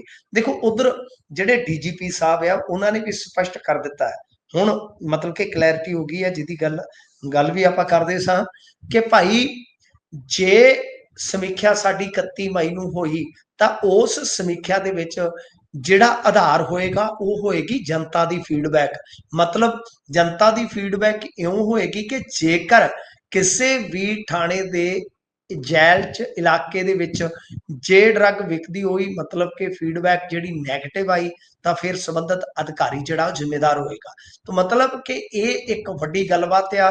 ਦੂਸਰਾ ਇਹ ਆ ਕਿ ਹੁਣ ਆਪਾਂ ਦੇਖਦੇ ਆ ਕਿ ਜਿੱਦਾਂ ਦੇ ਇਹਨਾਂ ਨੇ ਕਦਮ ਚੁੱਕੇ, ਉਹਨਾਂ ਕਦਮਾਂ ਚੋਂ ਇਹ ਵੀ ਇੱਕ ਸਾਰਥਕ ਕਦਮ ਆ ਕਿ ਵੱਡੇ ਪੱਧਰ ਤੇ ਜਿਹੜੇ ਨਸ਼ਾ ਪੀੜਤ ਤੇ ਉਹਨਾਂ ਵਾਸਤੇ ਪ੍ਰਬੰਧ ਕੀਤੇ ਜਾ ਰਹੇ, ਕਿਉਂਕਿ ਇਹ ਸਾਫ਼ ਹੁੰਦਾ ਹੈ। ਇਹ ਸਾਫ਼ ਹੁੰਦਾ ਹੈ। ਇਹ ਮੈਂ ਤੁਹਾਨੂੰ ਇੱਕ ਗੱਲ ਦੱਸਾਂ, ਚਲੋ ਠੀਕ ਹੈ ਜੋ ਮਰਜ਼ੀ ਆਲੋਚਨਾ ਕਰਦੇ ਆ ਆਪਾਂ, ਇਸ ਸਰਕਾਰ ਦੇ ਵਿੱਚ ਜਿੱਦਾਂ ਪੰਨੂ ਵਰਗੇ ਬੰਦੇ ਬੈਠੇ ਨੇ, ਉਹਨਾਂ ਨੂੰ ਇਸ ਗੱਲ ਦਾ ਅਹਿਸਾਸ ਹੈ ਕਿ ਕੱਲ ਨੂੰ ਜੇ ਸਪਲਾਈ ਚੇਨ ਟੁੱਟੇਗੀ ਤਾਂ ਸਭ ਤੋਂ ਵੱਡਾ ਅਸਰ ਪੈਣਾ ਕੰਜ਼ਿਊਮਰ ਤੇ। ਜਿਹੜਾ ਕੰਜ਼ਿਊਮ ਕਰਦਾ ਹੈ ਉਹ ਤੇ ਮਰ ਜਾਏਗਾ, ਟੁੱਟ ਜਾਏਗਾ। ਤਾਂ ਉਸਦੇ ਇਲਾਜ ਦਾ ਵੀ ਪ੍ਰਬੰਧ ਹੋਣਾ ਚਾਹੀਦਾ। ਸੋ ਦੇਖਦੇ ਹਾਂ, ਤਿਆਰੀਆਂ ਜੰਗੀ ਪੱਧਰ ਤੇ ਨੇ, ਇਹਦੇ ਚ ਕੋਈ ਸ਼ੱਕ ਨਹੀਂ, ਕੋਈ ਦੋ ਰਾਏ ਨਹੀਂ ਹੈ। ਵੱਡੇ ਪੱਧਰ ਤੇ ਪੁਲਿਸ ਨੂੰ ਵੀ ਹਦਾਇਤਾਂ ਨੇ, ਵੱਡੇ ਪੱਧਰ ਤੇ ਕਹਿ ਲਓ ਕਿ ਹੈਲਥ ਦੇ ਵਿੱਚ ਵੀ ਪ੍ਰਬੰਧ ਕਰ ਰਹੇ। ਬਾਕੀ ਹੁਣ ਨਤੀਜਾ ਆਉਣ ਤੋਂ ਬਾਅਦ ਹੀ ਪਤਾ ਲੱਗੇਗਾ ਜੀ ਕਿ ਕਿੰਨਾ ਕੁ ਇਹਦਾ ਆਊਟਪੁੱਟ ਨਿਕਲਦਾ। ਉਦਾਂ ਇਹ ਹੁਕਮ ਜਿਹੜੇ ਆ ਇਹ ਤੇ ਪਹਿਲਾਂ ਵੈਸੇ ਇਹਨਾਂ ਨੇ ਕੀਤੇ ਸਨ, ਅੱਗੇ ਵੀ ਡੀਸੀਸ ਨੂੰ ਕੀਤੇ ਸਨ, ਹੁਣ ਇਹ ਦੁਬਾਰਾ ਹੁਕਮ ਹੋਇਆ। ਦੇਖਦੇ ਇਹਨਾਂ ਦਾ ਕਿੰਨਾ ਕੁ ਅਸਰ ਪਵੇਗਾ ਜੀ। ਜੀ ਸੋ ਵੇਖਦੇ ਆ ਬਣਦਾ ਕੀ ਹੈ। ਸੋ ਉਧਰ ਨਵਜੋਤ ਸਿੰਘ ਸਿੱਧੂ ਹੁਣੀ ਕੱਲ ਸ਼ੁਰਲੀ ਛੱਡਦੇ ਨੇ, ਜਦੋਂ ਕਹਿੰਦੇ ਨੇ ਕਿ ਭਾਈ 11 ਵਜੇ ਅੰਮ੍ਰਿਤਸਰ ਦੇ ਵਿੱਚ ਪ੍ਰੈਸ ਕਾਨਫਰੰਸ ਕਰਨੀ ਹੈ ਤੇ ਅਸੀਂ ਨਵਾਂ ਚੈਪਟਰ ਲਾਈਫ ਦਾ ਇੱਕ ਸ਼ੁਰੂ ਕਰਾਂਗੇ। ਤੇ ਅੱਜ ਉਹ ਨਵੇਂ ਚੈਪਟਰ ਦੀ ਪਾਈ ਹੈ ਜੀ ਸਾਂਝ। ਉਹਨਾਂ ਨੇ ਕਿਹੜਾ ਨਵਾਂ ਚੈਪਟਰ ਸ਼ੁਰੂ ਕਰਨ ਜਾ ਰਹੇ ਨੇ? ਨਹੀਂ, ਨਵਾਂ ਚੈਪਟਰ ਤੇ ਨਹੀਂ, ਨਵਾਂ ਉਹਨਾਂ ਨੇ ਚੈਨਲ ਸ਼ੁਰੂ ਕਰ ਲਿਆ, YouTube ਚੈਨਲ। ਹੋ ਸਕਦਾ ਆਉਣ ਵਾਲੇ ਦਿਨਾਂ 'ਚ ਖਬਰਾਂ ਪੜ੍ਹਿਆ ਕਰਨ, ਚੁਟਕਲੇ ਕਰਿਆ ਕਰਨ, ਜਾਂ ਹੋ ਸਕਦਾ ਹੈ ਕਿ ਉੱਥੇ ਠੋਕੋ ਤਾਲੀ ਵਾਲਾ ਕੰਮ। ਦੇਖੋ, ਸਮਾਨ ਤੇ ਸਿੱਧੂ ਦਾ ਵਿਕਣਾ ਹੀ ਵਿਕਣਾ ਹੈ ਜੀ, ਇਹ ਤੇ ਤੁਸੀਂ ਗੱਲ ਹੀ ਛੱਡ ਦਿਓ। ਚਾਹੇ ਉਹ ਜੀ ਮੋਟੀਵੇਸ਼ਨਲ ਪ੍ਰੋਗਰਾਮ ਕਰਨ, ਮੈਂ ਵੀ ਉਹ ਵੇਖੂੰਗਾ। ਚਾਹੇ ਉਹ ਵੈਸੇ ਹੀ ਹਿੱਚ ਕਰਨ, ਹਾਸਾ ਮਜ਼ਾਕ ਕਰਨ, ਤਦ ਵੀ। ਜੇ ਉਹ ਸਿਆਸਤ ਦੇ ਪੋਡਕਾਸਟ ਕਰ ਲੈਣ ਜਾਂ ਉਦਾਂ ਅਧਿਆਤਮ ਤੇ ਵੀ ਕਰ ਲੈਣ, ਤਦ ਵੀ। ਪਰ ਮੈਨੂੰ ਸਮਝ ਨਹੀਂ ਆਉਂਦੀ, ਜਿਵੇਂ ਤੁਸੀਂ ਇੱਕ ਸ਼ਬਦ ਇਸਤੇਮਾਲ ਕੀਤਾ ਕਿ ਸ਼ੁਰਲੀ ਛੱਡਣ ਦਾ ਤੁਕ ਕੀ ਸੀ। ਇਹ ਤੇ ਤੁਸੀਂ ਜਿੰਨੀ ਕੁ ਤੁਹਾਡੀ ਫੋਲੋਇੰਗ ਹੈ, ਤੁਸੀਂ ਆਪਣੇ ਪੱਧਰ ਤੇ ਹੀ ਕਰ ਸਕਦੇ ਸੀਗੇ। ਤੇ ਕੀ ਜ਼ਰੂਰਤ ਹੈ ਇੱਕ ਪ੍ਰੈਸ ਕਾਨਫਰੰਸ ਸੱਦੀ ਜਾਂਦੀ ਆ, ਉਹਦੇ 'ਚ ਇੱਧਰ ਦੀਆਂ ਗੱਲਾਂ ਉੱਧਰ ਦੀਆਂ ਗੱਲਾਂ, ਕਿ ਦੇਖੋ ਜੀ ਰਾਜਨੀਤੀ ਜਿਹੜੀ ਹੈ ਉਹ ਹੁਣ ਵਪਾਰ ਬਣ ਗਈ ਹੈ ਜੀ, ਫਲਾਂ ਹੋ ਗਿਆ ਜੀ, ਇਹਦੇ ਵਿੱਚ ਇਹ ਹੋ ਗਿਆ, ਤੇ ਆਪਣੇ ਆਪ ਨੂੰ ਫਿਰ ਪਾਕ ਸਾਫ਼ ਕਹਿ ਦੇਣਾ। ਇਹ ਸਾਰੀਆਂ ਗੱਲਾਂ ਆਪਣੀ ਜਗ੍ਹਾ ਤੇ ਠੀਕ ਹੋ ਸਕਦੀਆਂ ਨੇ, ਪਰ ਮਸਲਾ ਤੇ ਹੈ ਕਿ ਤੁਹਾਡਾ ਤੇ ਅੱਗੇ ਇੱਕ ਚੈਨਲ ਸੀਗਾ ਜਿੱਤੇਗਾ ਪੰਜਾਬ, ਉਹ ਬਣਾਇਆ ਸੀ। ਕੀ ਪੰਜਾਬ ਜਿੱਤ ਗਿਆ ਕਿ ਜਾਂ ਪੰਜਾਬ ਉੱਥੇ ਹੀ ਰਹਿ ਗਿਆ? ਤੁਸੀਂ ਗਾਂਹ ਆ ਗਏ ਹੋ। ਹੁਣ ਮੈਨੂੰ ਲੱਗਦਾ ਕਿ ਕਮੈਂਟਰੀ ਇਹ ਕਰ ਰਹੇ ਸਨ ਆਈਪੀਐਲ ਦੇ ਵਿੱਚ, ਤੇ ਲੱਗਦਾ ਹੈ ਕਿ ਛੱਡ ਛਡਾ ਕੇ ਉਹਦੇ ਵਿੱਚੋਂ ਆ ਗਏ। ਹੁਣ ਪਤਾ ਨਹੀਂ ਛਡਾ ਦਿੱਤੀ ਗਈ ਆ ਕਿ ਛੱਡ ਕੇ ਆ ਗਏ ਨੇ, ਸੁਰ ਨਹੀਂ ਲੱਗ ਰਿਹਾ, ਪਤਾ ਨਹੀਂ ਲੱਗ ਰਿਹਾ। ਤੇ ਦੂਜੀ ਗੱਲ ਇਹ ਆ ਕਿ ਚਲੋ ਚੈਨਲ ਨਿੱਜੀ ਇੱਕ ਮਾਲਕੀਅਤ ਆ, ਇੱਥੇ ਛਤੀ ਚਲਾਉਂਦੇ ਆ ਇਹੋ ਜਿਹੇ ਚੈਨਲ, ਤੁਸੀਂ ਵੀ ਆ ਗਏ। ਪਰ ਇਸ ਤਰ੍ਹਾਂ ਪੱਤਰਕਾਰਾਂ ਨੂੰ ਸੱਦਣਾ ਤੇ ਮਤਲਬ ਕਿ ਤਾਮ ਝਾਮ, ਤੇ ਫਿਰ ਉਹ ਕੁੜੀ ਆਖੀ ਜਾਂਦੀ ਹੈ ਇਹਨਾਂ ਦੀ ਕਿ ਤੇ 3-3 ਘੰਟੇ ਤੇ ਸੂਟ ਹੀ ਨਹੀਂ ਪਸੰਦ ਕਰਦੇ। ਤੇ ਬੀਬੀ ਸਾਡੀ, ਯਾਨੀ ਮਾਤਾ ਸਾਡੀ ਜਿਹੜੀ ਆ, ਮਾਮ ਸਾਡੀ, ਉਹ ਲੜ ਕੇ ਕਮਰੇ ਚੋਂ ਚਲੇ ਜਾਂਦੀ ਹੈ। ਦੇਖੋ, ਇਹ ਗੱਲਾਂ ਕਰਨ ਵਾਲੀਆਂ ਨੇ। ਤੇ ਖੈਰ, ਸਿੱਧੂ ਸਾਹਿਬ ਨੇ ਚੈਨਲ ਆਪਣਾ ਲਾਂਚ ਕਰ ਦਿੱਤਾ, ਚਲੋ ਉਹਦੇ ਵਾਸਤੇ ਆਪਾਂ ਮੁਬਾਰਕ ਵੀ ਦੇ ਦਿੰਦੇ। ਐਡੀ ਤੰਗ ਦਿਲੀ, ਐਡੀ ਫਰਾਖ ਦਿਲੀ ਆ, ਆਪਾਂ ਵਿਖਾ ਦਿੰਦੇ। ਐਡੀ ਤੰਗ ਦਿਲੀ ਵਿਖਾਉਣ ਦੀ ਤੇ ਲੋੜ ਨਹੀਂ ਹੈਗੀ। ਪਰ ਗੱਲ ਇਹ ਆ ਕਿ ਕੱਲ ਨੂੰ ਮੰਨ ਲਓ ਕਿ ਇਦਾਂ ਜੇ ਮਜ਼ਾਕ ਜਿਹਾ ਹੋ ਜਾਵੇ ਕਿ ਪੱਤਰਕਾਰਾਂ ਨੂੰ ਸੱਦ ਕੇ ਕੋਈ ਸਿਆਸਤਦਾਨ ਬੀਬੀ ਆ ਜਿਹੜੀ, ਉਹ ਕਹੇ ਕਿ ਲਓ ਮੈਂ ਬੁਟੀਕ ਖੋਲਣ ਲੱਗੀ ਆ, ਫਿਰ ਆਪਾਂ ਕੀ ਕਰਾਂਗੇ? ਕਿੱਧਰ ਨੂੰ ਤੁਰ ਪਿਆਗਾ ਕੰਮ? ਸੋ ਇਸ ਕਰਕੇ ਮੈਨੂੰ ਤੇ ਇਸ ਗੱਲ ਦੇ ਵਿੱਚ ਕੋਈ ਵਜ਼ਨ ਨਹੀਂ ਲੱਗਾ। ਕੁਝ ਲੋਕ ਜੀ ਹਮਾਇਤੀ ਨੇ ਨਵਜੋਤ ਸਿੱਧੂ ਦੇ ਕਿ ਚੰਗੀਆਂ ਗੱਲਾਂ ਕਰੇਗਾ, ਇਹ ਕਰੇਗਾ, ਵਾਹ ਕਰੇਗਾ ਜੀ। ਠੀਕ ਹੈ, ਕਰੀ ਜਾਵੇ, ਪਰ ਉਹਦੇ ਤੇ ਇੰਨਾ ਕੀ ਪੰਜਾਬ ਦਾ ਧਿਆਨ ਖਿੱਚਣ ਦੀ ਜ਼ਰੂਰਤ ਸੀਗਾ? ਬਈ ਸਿਆਸਤ ਨਾਲ ਜੁੜੀ ਤੁਸੀਂ ਗੱਲ ਕਰਨੀ ਨਹੀਂ, ਇਹਦਾ ਮਤਲਬ ਕਿ ਫਿਰ ਉੱਥੇ ਗੱਲਾਂ ਤੇ ਤੁਸੀਂ ਨਾਨ ਪੋਲੀਟੀਕਲ ਕਰਨੀਆਂ। ਜੇ ਨਾਨ ਪੋਲੀਟੀਕਲ ਕਰੋਗੇ ਤੇ ਫਿਰ ਕੀ ਉੱਥੇ ਸਮਝ ਨਹੀਂ ਆਉਂਦੀ। ਤਾਂ ਖੈਰ, ਗੱਲ ਇਹ ਆ ਕਿ ਨਵਜੋਤ ਸਿੰਘ ਸਿੱਧੂ ਮੇਰੇ ਖਿਆਲ ਦੇ ਨਾਲ ਸਿਆਸਤ ਤੋਂ ਤੇ ਹੁਣ ਲਗਭਗ ਦੂਰੀਆਂ ਬਣਾ ਕੇ ਚੱਲਣਗੇ। ਚੈਨਲ ਕਿੰਨਾ ਕੁ ਚੱਲਦਾ ਪਤਾ ਨਹੀਂ, ਪਰ ਸ਼ੇਰ ਆਇਆ। ਹੁਣ ਜੇ ਕਿਤੇ ਇਹਨਾਂ ਨੇ ਪਾਰਟੀ ਵੀ ਕੋਈ ਜੁਆਇਨ ਕਰਨੀ ਹੋਈ ਤੇ ਮੈਨੂੰ ਲੱਗਦਾ ਅੱਧੇ ਪੱਤਰਕਾਰਾਂ ਨੇ ਇਹ ਸੋਚ ਕੇ ਨਹੀਂ ਜਾਣਾ ਕਿ ਹੋ ਸਕਦਾ ਅਗਲੀ ਵਾਰ ਕਿਤੇ ਕੋਈ ਜੂਸ ਦਾ ਕੋਈ ਥੈਡਾ ਖੋਲਣ ਨੂੰ ਫਿਰਦੇ ਹੋਣ, ਕੀ ਜਾਣਾ ਹੈ। ਸੋ ਇਸ ਵਾਸਤੇ ਕੋਈ ਗੱਲ ਵਜਨਦਾਰ ਨਹੀਂ ਲੱਗੀ ਮੈਨੂੰ। ਹੈ ਤੇ ਚਲੋ ਇੰਡੀਵਿਜੂਅਲੀ ਉਹਨਾਂ ਦੇ ਯਤਨ ਹੈ, ਮੁਬਾਰਕ ਆ। ਉਹਨਾਂ ਦੀ ਆਡੀਅנס 'ਚ ਸ਼ਾਇਦ ਮੈਂ ਵੀ ਹੋਊਂਗਾ ਇੱਕ, ਕਿਉਂਕਿ ਮੈਂ ਉਹਨਾਂ ਨੂੰ ਬਹੁਤ ਪਿਆਰ ਕਰਦਾ। ਉਹਨਾਂ ਦੇ ਜੋ ਮਤਲਬ ਹੈਗੇ ਆ, ਚਾਹੇ ਉਹ ਸਪੀਚਸ ਹੋਣ, ਚਾਹੇ ਉਹਨਾਂ ਦੀਆਂ ਜੇ ਆਪਾਂ ਗੱਲਾਂ ਦੇਖੀਏ, ਉਹਨਾਂ ਦਾ ਗਿਆਨ ਦੇਖੀਏ, ਅਧਿਆਤਮ ਪੱਖ ਤੋਂ ਦੇਖੀਏ, ਇਤਿਹਾਸ ਦੇ ਪੱਖ ਤੋਂ ਦੇਖੀਏ, ਬਹੁਤ ਇੰਟੈਲੀਜੈਂਟ ਇਨਸਾਨ ਨੇ, ਬਹੁਤ ਵੱਡਾ ਜ਼ਿੰਦਗੀ ਦਾ ਤਜਰਬਾ ਹੈ। ਪਰੰਤੂ ਏਦਾਂ ਆ ਜਿਹੜਾ ਖੱਪਖਾਨਾ ਜਿਹਾ ਪਾਇਆ, ਮੈਨੂੰ ਨਹੀਂ ਕੋਈ ਗੱਲ ਸਵਾਦੀ ਨਹੀਂ ਲੱਗੀ, ਮਾਫ ਕਰ। ਜੀ, ਸੋ ਉਹ ਵੀ ਇੱਕ ਤਰੀਕਾ ਹੀ ਹੁੰਦਾ ਵੀ ਭਾਈ ਆਪਾਂ ਇੱਕ ਵਾਰੀ ਵਗਲ ਕੇ ਸਾਰਿਆਂ ਨੂੰ ਸੱਦ ਲਈਏ, ਬਾਅਦ ਚੋਂ ਸੱਪ ਕਿਹੜਾ ਕੱਢਣਾ ਹੈ। ਉਹ ਜਦੋਂ ਕੱਢਿਆ ਹੋਊ, ਅੱਧੇ ਨਾਲੋਂ ਜ਼ਿਆਦਾ ਤਾਂ ਜਿੱਦਾਂ ਤੁਸੀਂ ਵੀ ਮੀਡੀਆ ਦੀ ਤਸਵੀਰ ਨੂੰ ਸਮਝਦੇ ਹੋ, ਅੱਧਿਆਂ ਨੇ ਤਾਂ ਉਸ ਲਈ ਆਪਣਾ ਸਮਾਨ ਲਪੇਟਣਾ ਸ਼ੁਰੂ ਕਰਤਾ ਹੋਊਗਾ ਵੀ ਉਹ ਲੈ ਨਹੀਂ ਭਾਈ ਨਹੀਂ, ਅੱਧੇ ਸਮਾਨ ਕੀ, ਅੱਧੇ ਤੇ ਜਾਂਦੇ ਪਕੌੜੇ ਖਾਣ ਨੇ ਵੀ ਚਲੋ ਜੀ ਜੀ ਨਵਜੋਤ ਸਿੰਘ ਸਿੱਧੂ ਦੀ ਕੋਠੀ ਵੇਖ ਆਵਾਂਗੇ, ਮੈਂ ਚੰਗੀ ਤਰ੍ਹਾਂ ਜਾਣਦਾ ਜੀ। ਮੈਂ ਵੀ ਇਹ ਏਦਾਂ ਹੀ ਸਾਰੀਆਂ ਚੀਜ਼ਾਂ ਬੈਕ ਹੋ ਮੁੱਕ ਗਈਆਂ। ਜੇ ਮੈਂ ਵੀ ਚੁੱਕ ਕੇ 5-6 ਸਾਲ ਤੁਰਿਆ ਫਿਰਦਾ ਰਿਹਾ ਫੀਲਡ, ਮੈਂ ਵੀ ਕਰਦਾ ਰਿਹਾ ਜੀ।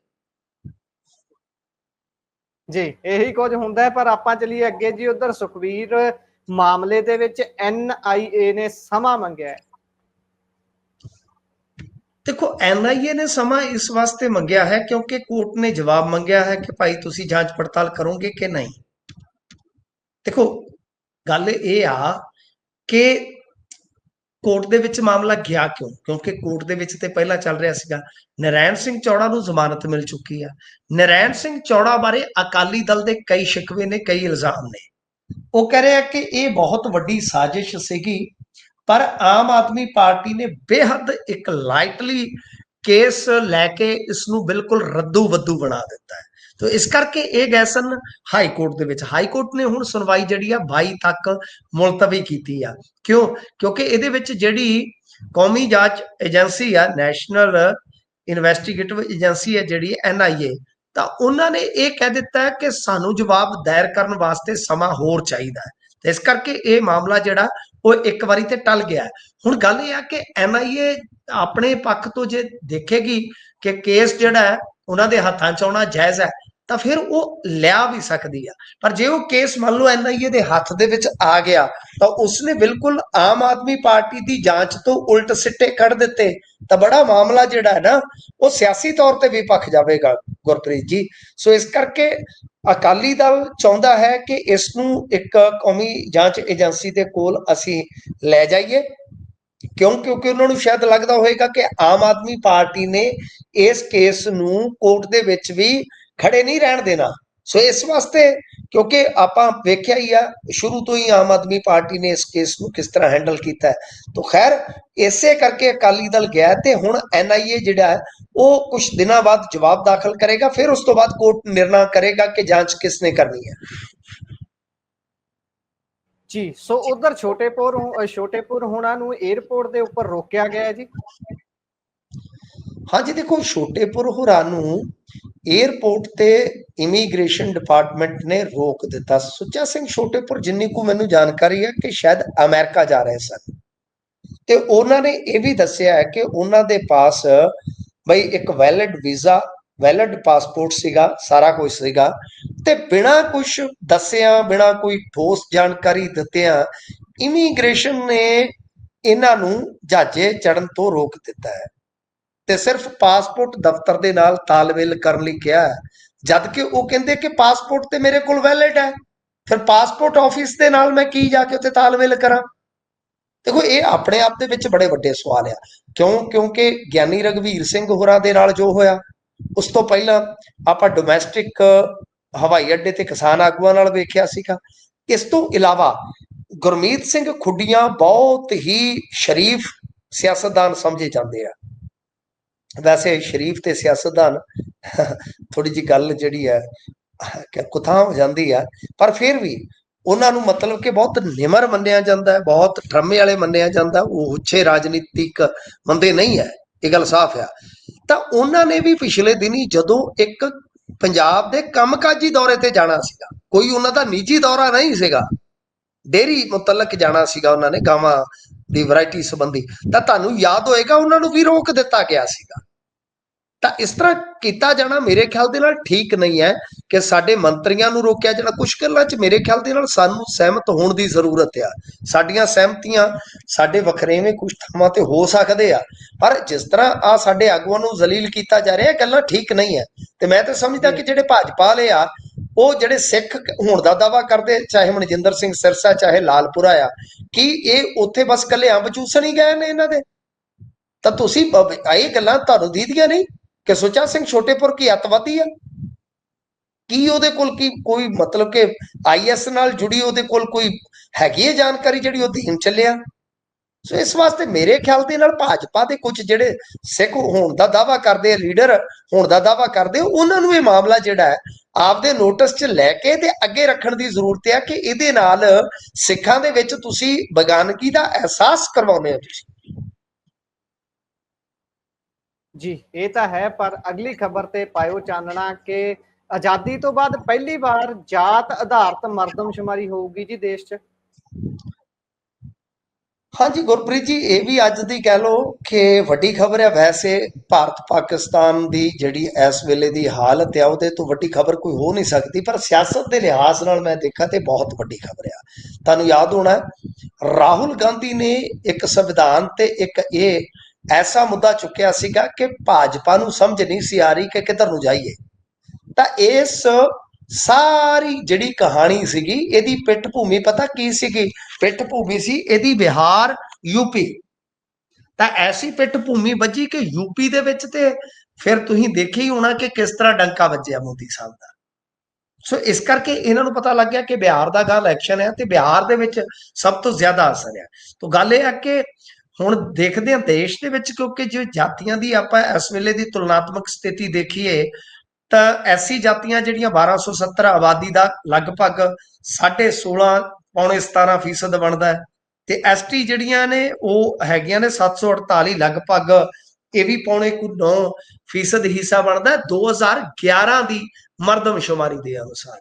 ਤਾਂ ਹੁਣ ਕਿਉਂਕਿ ਇਹਨਾਂ ਨੇ ਜੋ ਅੰਕੜੇ ਲਏ ਸੀਗੇ, ਤੁਹਾਨੂੰ ਯਾਦ ਹੋਣਾ ਜੀ, ਰਾਹੁਲ ਗਾਂਧੀ ਹੋਰਾਂ ਨੇ, ਤਾਂ ਇਹਨਾਂ ਨੇ ਇੱਕ ਬਹੁਤ ਵੱਡਾ ਖੁਲਾਸਾ ਕੀਤਾ ਸੀਗਾ ਕਿ ਜਿਸ ਤਰ੍ਹਾਂ OBC ਦੀ ਖਾਸ ਤੌਰ ਤੇ ਵਸੋਂ ਆ, ਜਿਸ ਤਰ੍ਹਾਂ ਮਤਲਬ ਕਿ SC ਭਾਈਚਾਰੇ ਦੀ ਵਸੋਂ ਆ, ਉਹਨਾਂ ਨੂੰ ਉਸ ਅਨੁਸਾਰ ਨੁਮਾਇੰਦਗੀ ਨਹੀਂ ਮਿਲ ਰਹੀ। ਤਾਂ ਇਹ ਇੱਕ ਬਹੁਤ ਵੱਡਾ ਮਾਮਲਾ ਬਣ ਗਿਆ ਸੀ ਭਾਰਤੀ ਜਨਤਾ ਪਾਰਟੀ ਵਾਸਤੇ। ਤਾਂ ਇਲੈਕਸ਼ਨ ਜਿਹੜਾ ਬਿਹਾਰ ਦਾ ਬੜਾ ਕਰੂਸ਼ਲ ਇਲੈਕਸ਼ਨ ਆ, ਉਹਦੇ ਵਾਸਤੇ ਇਹ ਇੱਕ ਬਹੁਤ ਵੱਡਾ ਅੜਿੱਕਾ ਸੀਗਾ। ਸੋ ਇਹਨਾਂ ਨੇ ਇਸ ਅੜਿੱਕੇ ਨੂੰ ਪਾਰ ਕਰਨ ਵਾਸਤੇ ਕਹਿ ਦਿੱਤਾ ਹੈ ਕਿ ਅਸੀਂ ਭਾਈ ਬਿਹਾਰ ਦੇ ਇਲੈਕਸ਼ਨ ਤੋਂ ਪਹਿਲਾਂ ਜਿਹੜਾ ਇਹਨਾਂ ਨੇ ਫੈਸਲਾ ਲਿਆ ਹੈ ਕਿ ਭਾਈ ਜਾਤੀਗਤ ਮਰਦਮਸ਼ੁਮਾਰੀ ਕਰਵਾਵਾਂਗੇ। ਤੇ ਇਹਦੇ ਵਿੱਚ ਜੋ ਦੂਸਰੇ ਭਾਈਚਾਰੇ ਆ ਜਿਨ੍ਹਾਂ ਨੂੰ ਲੱਗਦਾ ਕਿ ਸਾਡੇ ਨਾਲ ਧੱਕਾ ਹੋ ਰਿਹਾ, ਮੇਰੇ ਖਿਆਲ ਦੇ ਨਾਲ ਉਹਨਾਂ ਨੂੰ ਰਾਹੁਲ ਗਾਂਧੀ ਦਾ ਸ਼ੁਕਰੀਆ ਜ਼ਰੂਰ ਅਦਾ ਕਰ ਦੇਣਾ ਚਾਹੀਦਾ, ਕਿਉਂਕਿ ਰਾਹੁਲ ਗਾਂਧੀ ਦੀ ਇੱਕ ਬਹੁਤ ਵੱਡੀ ਭੂਮਿਕਾ ਸੀਗੀ ਜਿਨ੍ਹਾਂ ਨੇ ਇਹ ਮੁੱਦਾ ਦੁਬਾਰਾ ਚੁੱਕਿਆ। ਹਾਲਾਂਕਿ ਵੈਸ਼ਨਵ ਨੇ ਇੱਕ ਬਹੁਤ ਵੱਡਾ ਹਮਲਾ ਕੀਤਾ ਸੀਗਾ ਕਿ ਕਾਂਗਰਸ ਨੇ ਹਮੇਸ਼ਾ ਜਾਤ ਆਧਾਰਿਤ ਮਰਦਮਸ਼ੁਮਾਰੀ ਦਾ ਵਿਰੋਧ ਕੀਤਾ, ਪਰ ਗੱਲ ਇਹ ਆ ਕਿ ਪਿਛਲੇ ਕੁਝ ਸਮੇਂ ਦੇ ਦੌਰਾਨ ਰਾਹੁਲ ਗਾਂਧੀ ਨੇ, ਮੈਂ ਰਾਹੁਲ ਦਰਾਵੜ ਦਾ ਨਾਮ ਲੈ ਰਿਹਾ ਸੀਗਾ, ਰਾਹੁਲ ਗਾਂਧੀ ਨੇ ਕਾਫੀ ਸ਼ਿੱਦਤ ਦੇ ਨਾਲ ਇਹ ਮੁੱਦਾ ਚੁੱਕਿਆ ਜੀ। ਸੋ ਨਾਮ ਆ ਜਾਂਦਾ ਜੀ ਕਰੈਕਟਰਾਂ ਦਾ, ਕਿਉਂਕਿ ਕਰੈਕਟਰ ਦਾ ਬੁਖਾਰ ਪੂਰੇ ਦੇਸ਼ 'ਚ ਇਸ ਸਮੇਂ ਚੜਿਆ ਹੋਇਆ। ਗੇਮ ਹੀ ਇਦਾਂ ਦੀ ਹੈ। ਉਧਰ ਇਸ ਦੇ ਵਿੱਚ ਵੀ ਮੈਂ ਕੱਲ ਪੜ੍ਹ ਰਿਹਾ ਸੀ, ਚਲੋ ਚੱਲਦੇ ਨਾਲ ਗੱਲ ਕਰਦੇ ਹੀ ਚੱਲੀਏ ਕਿ ਇਹ ਜਿਹੜਾ IPL ਵਰਗੀ ਖੇਡ ਚੱਲ ਰਹੀ ਹੈ, ਇਸ ਦੇ ਨਾਲ ਇੱਕ ਸੱਟੇਬਾਜ਼ੀ ਜਿਹੜੀ ਬਹੁਤ ਪ੍ਰਮੋਟ ਕੀਤੀ ਜਾ ਰਹੀ ਹੈ, ਉਸ ਦੇ ਨਾਲ ਲਗਾਤਾਰ ਹਰ ਰੋਜ਼ 2 ਤੋਂ 3 ਮੌਤਾਂ ਹੋ ਰਹੀਆਂ ਨੇ ਪੂਰੇ ਦੇਸ਼ ਦੇ ਵਿੱਚ, ਕਿਉਂਕਿ ਪੈਸੇ ਡੋਬ ਲੈਂਦੇ ਨੇ ਤੇ ਫਿਰ ਉਹੀ ਗੱਲ ਹੋ ਜਾਂਦੀ ਹੈ, ਫਿਰ ਮਰਨ ਹੋ ਜਾਂਦਾ ਬੰਦੇ ਦਾ। ਜੇ ਇਸ ਤੇ ਟਿੱਪਣੀ ਕਰਨਾ ਚਾਹੋ ਤਾਂ ਵੈਲਕਮ ਹੈ ਜੀ, ਨਹੀਂ ਤਾਂ ਕਰੀਏ ਸਮਾਪਤੀ। ਨਹੀਂ, ਦੇਖੋ ਗੱਲ ਇਹ ਹੈ ਕਿ ਬਿਲਕੁਲ ਦਰੁਸਤ ਹੈ। ਇਹੋ ਜਿਹੀਆਂ ਜਿਹੜੀਆਂ ਸੱਟਾ ਐਪ ਨੇ, ਇਹੋ ਜਿਹੀਆਂ ਚੀਜ਼ਾਂ ਨੂੰ ਖਿਡਾਰੀ ਪ੍ਰਮੋਟ ਕਰ ਰਹੇ ਨੇ, ਇਹ ਦੁਖਦ ਹੈ, ਇਹ ਨਹੀਂ ਕਰਨਾ ਚਾਹੀਦਾ। ਪਰ ਦੂਜੀ ਗੱਲ ਇਹ ਕਿ ਕ੍ਰਿਕਟ ਤੇ ਸੱਟਾ ਤੇ ਅਸੀਂ ਤੇ ਜਦੋਂ ਤੋਂ ਸੁਰਤ ਸੰਭਲੇ, ਮੈਂ ਤੇ ਕ੍ਰਿਕਟ ਉਦੋਂ ਤੋਂ ਖੇਡਦਾ ਤੇ ਵੇਖਦਾ, ਇਹ ਸੱਟਾ ਤੇ ਉਦੋਂ ਤੋਂ ਹੀ ਚੱਲਦਾ। ਦਾਊਦ ਇਬਰਾਹਿਮ ਹੋਰਾਂ ਨੇ ਇਹ ਗੇਮ ਜਿਹੜੀ 88-87 ਚ ਸੈੱਟ ਕਰ ਦਿੱਤੀ ਸੀਗੀ। ਤਾਂ ਮੇਰੇ ਖਿਆਲ ਦੇ ਨਾਲ ਜਾਂ ਤਾਂ ਇਹਨੂੰ ਕਾਨੂੰਨੀ ਰੂਪ ਦੇ ਦੇਣਾ ਚਾਹੀਦਾ, ਜਾਂ ਇਹਨਾਂ ਨੂੰ ਜਿਹੜੇ ਖਿਡਾਰੀ ਆ ਘੱਟੋ ਘੱਟ ਇਹਨਾਂ ਨੂੰ ਤੇ ਸ਼ਰਮ ਕਰਨੀ ਚਾਹੀਦੀ ਹੈ ਕਿ ਤੁਹਾਡੇ ਕੋਲ ਇੰਨਾ ਪੈਸਾ ਆ ਕਿ ਤੁਸੀਂ ਮੈਂ ਦੇਖਦਾ ਆ ਜੀ ਟੀਮ ਬਣਾਉਣੀ ਹੈ ਜੀ, ਫਲਾਂ ਕਰਨਾ, ਡੇਲੀ ਕੋਈ 150 ਰਗੜਾ ਕੇ ਬਹਿ ਜਾਂਦਾ। ਹੁਣ ਇਹ ਬੜਾ ਲੰਮਾ ਚੌੜਾ ਵਿਸ਼ਾ ਤੇ ਮੈਂ ਘੰਟਾ ਬੋਲ ਸਕਦਾ ਕਿ ਕੱਢਣਾ ਜਦੋਂ ਤੁਸੀਂ ਆਪ ਆ, ਸਿਲੈਕਟਿਵ ਤੁਸੀਂ ਨਾਮ ਦੇਣੇ ਆ, ਸਾਰਾ ਕੁਝ ਦੇਣਾ, ਕਰੋੜਾਂ ਅਰਬਾਂ ਰੁਪਈਆ ਕਮਾ ਰਹੀਆਂ ਨੇ ਐਪਸ। ਤਾਂ ਮੇਰੇ ਖਿਆਲ ਦੇ ਨਾਲ ਸਰਕਾਰ ਨੂੰ ਮੋਟਾ ਧਨ ਪ੍ਰਾਪਤ ਹੋ ਰਿਹਾ। ਇਹਦੇ ਚ ਨੁਕਸ ਸਰਕਾਰ ਦਾ। ਜੇ ਮੇਰੀ ਗੱਲ ਸੁਣੋ, ਕਿੰਨੀਆਂ ਪੌਰਨ ਸਾਈਟਾਂ ਇਹਨਾਂ ਨੇ ਬੈਨ ਕੀਤੀਆਂ ਨੇ ਇੰਡੀਆ 'ਚ, ਠੀਕ ਹੈ ਨਾ ਜੀ, ਪੌਰਨ ਸਾਈਟਾਂ ਬੈਨ ਹੋ ਸਕਦੀਆਂ। ਕਿੰਨੇ ਐਕਸ ਅਕਾਊਂਟ ਬੈਨ ਕੀਤੇ ਹੋਏ ਨੇ ਇਹਨਾਂ ਨੇ, ਕਿੰਨਿਆਂ ਦੇ ਪੇਜ ਉਡਾਏ ਹੋਏ ਨੇ। ਇਹ ਕਿੱਡੀ ਕੁ ਗੱਲ ਹੈ, ਕਿਉਂਕਿ ਇਹਦੇ ਵਿੱਚ ਸਰਕਾਰ ਨੂੰ ਮੋਟਾ, ਹੁਣ ਤੁਸੀਂ ਇਹ ਤੇ ਅੰਕੜਾ ਕੱਢ ਲਿਆ, ਹੁਣ ਇਹ ਵੀ ਅੰਕੜਾ ਕੱਢਿਓ ਕਿ ਸਰਕਾਰ ਨੂੰ ਕਿੰਨਾ ਇਹਦੇ ਤੇ ਮਾਲੀਆ ਪ੍ਰਾਪਤ ਹੁੰਦਾ। ਤੇ ਮੇਰੇ ਖਿਆਲ ਦੇ ਨਾਲ 16,000 ਕਰੋੜ ਤੋਂ ਵੀ ਉੱਤੇ ਦਾ ਇਹਨਾਂ ਨੂੰ ਮਾਲੀਆ ਪ੍ਰਾਪਤ ਹੁੰਦਾ ਹੋਏਗਾ, ਮੇਰਾ ਇੱਕ ਅੰਦਾਜ਼ਾ ਹੈ ਜੀ। ਸੋ ਹੋਵੇਗਾ, ਇਸ ਤੇ ਜ਼ਰੂਰ ਰਿਸਰਚ ਕਰਕੇ ਆਪਾਂ ਦਰਸ਼ਕਾਂ ਦੇ ਸਾਹਮਣੇ ਸਾਰੀ ਗੱਲਬਾਤ ਰੱਖਾਂਗੇ। ਸੋ ਪ੍ਰੋਗਰਾਮ ਦਾ ਸਮਾਂ ਇੱਥੇ ਸਮਾਪਤ ਹੁੰਦਾ ਹੈ। ਸੋ ਮਿੰਟੂ ਜੀ, ਤੁਸੀਂ ਜੁੜੇ ਜਾਣਕਾਰੀਆਂ ਸਾਂਝੀਆਂ ਕੀਤੀਆਂ, ਬਹੁਤ ਬਹੁਤ ਧੰਨਵਾਦ। ਸ਼ੁਕਰੀਆ। ਸੋ ਇਹ ਸਨ ਸਾਡੇ ਨਾਲ ਮਿੰਟੂ ਗੁਰਸਰੀਆ ਜੀ, ਜਿਨ੍ਹਾਂ ਖਬਰਾਂ ਉੱਤੇ ਚਾਨਣਾ ਪਾਇਆ। ਕਿਵੇਂ ਦਾ ਲੱਗਿਆ ਤੁਹਾਨੂੰ ਪ੍ਰੋਗਰਾਮ? ਤੁਸੀਂ ਆਪਣੇ ਵਿਚਾਰ ਰਾਏ ਟਿੱਪਣੀਆਂ ਸਾਡੇ ਨਾਲ ਸਾਂਝੇ ਕਰ ਸਕਦੇ ਹੋ। ਜੁੜੇ ਰਹੋ ਪੰਜਾਬੀ ਰੇਡੀਓ ਤੇ ਪੰਜਾਬੀ TV USA ਦੇ ਨਾਲ। ਪ੍ਰੋਗਰਾਮਾਂ ਦੀ ਲਗਾਤਾਰਤਾ ਇਸੇ ਤਰ੍ਹਾਂ ਬਰਕਰਾਰ ਰਹੇਗੀ। ਸਾਨੂੰ ਦਿਓ ਇਜਾਜ਼ਤ। ਧੰਨਵਾਦ। ਸਤਿ ਸ਼੍ਰੀ ਅਕਾਲ।